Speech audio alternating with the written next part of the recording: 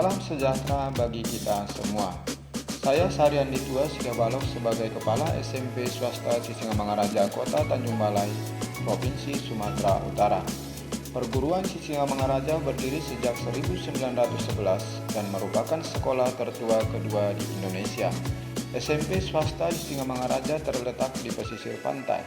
Visi SMP swasta Sisingamangaraja adalah membangun generasi yang ilmiah, cerdas, terampil, dan berkarakter dalam penggunaan ilmu serta teknologi dan beriman kepada Tuhan Yang Maha Esa. Pembelajaran yang dilakukan di SMP swasta Sisingamangaraja berpusat pada siswa dan berfokus kepada keterampilan dan membangun karakter. SMP swasta Sisingamangaraja sudah menerapkan literasi di sekolah, melakukan kegiatan membaca selama 15 menit sebelum memasuki ruang kelas, melakukan unjuk kerja dengan presentase di depan kelas dan di lapangan sekolah, bercerita, membuat cerpen dan monolog. Namun literasi yang kita terapkan di sekolah masih belum maksimal. Masalah yang kita temukan adalah rendahnya minat baca siswa dan siswa cenderung malas mengerjakan tugas di rumah. Oleh karena itu, dalam program rencana pengembangan sekolah perlu mengubah strategi literasi yang baik dan memberi terobosan baru, yaitu dengan solusi menata perpustakaan yang nyaman dan menyenangkan serta ruangan full AC, menyediakan pojok baca di kelas atau di lorong kelas yang sering dikunjungi oleh murid, menyediakan buku-buku fiksi dan non-fiksi yang disesuaikan dengan umur peserta didik, menempel poster-poster motivasi di lingkungan sekolah, dan memajang hasil karya siswa di mading literasi. Dan solusi berikutnya, di tengah pandemi COVID-19 sekarang ini, SMP swasta Sisingamangaraja menerapkan pembelajaran sistem daring. Melalui pelatihan rencana pengembangan sekolah tahun 2020, kepala sekolah mencoba membangkitkan semangat siswa untuk lebih gemar membaca di rumah. Kepala sekolah menerapkan literasi berbasis digital, yaitu dengan menggunakan aplikasi Telegram, Google, YouTube, Google Classroom, WhatsApp, dan sebagainya.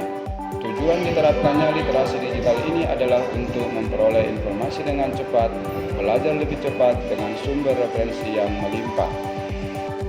Untuk mewujudkan tujuan tersebut, saya melakukan perencanaan, pelaksanaan, monitoring, evaluasi, refleksi, dan tindak lanjut. Dalam kegiatan perencanaan, kepala sekolah juga melakukan pelatihan kepada pustakawan dan guru melalui pelatihan IHT, in-house training, dalam penggunaan aplikasi literasi digital dan memilih bacaan yang tepat guna kepada murid sesuai dengan umur dan jenis kelamin, dan menyeleksi berita hoax dan faktual.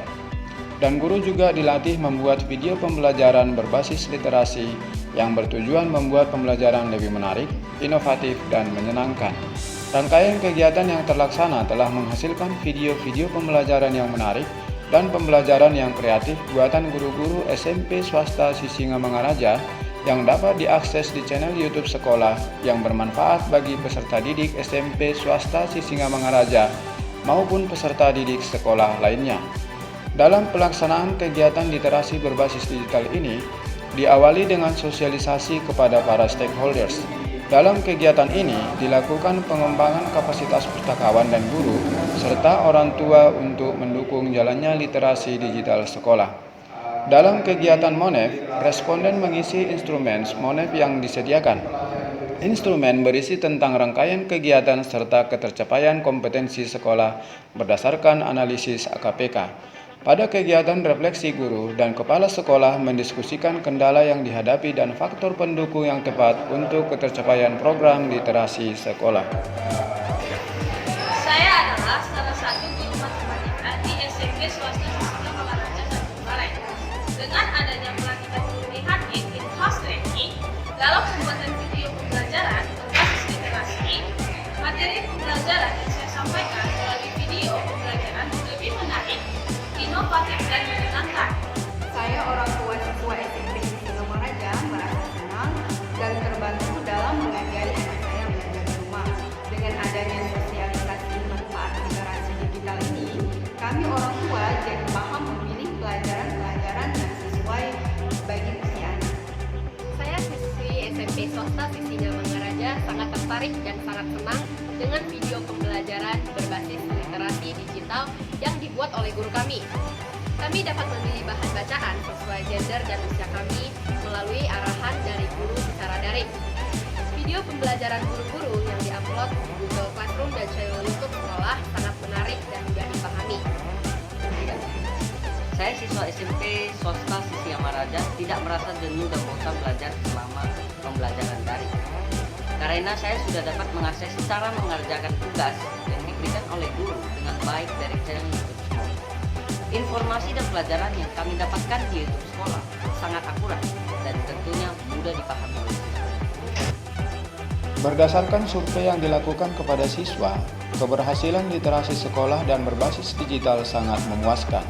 85% siswa merasa puas dan tertarik terhadap pemilihan buku yang tepat sesuai dengan umur dan jenis kelamin peserta didik. 87% siswa merasa tertarik membaca di pojok baca yang disediakan.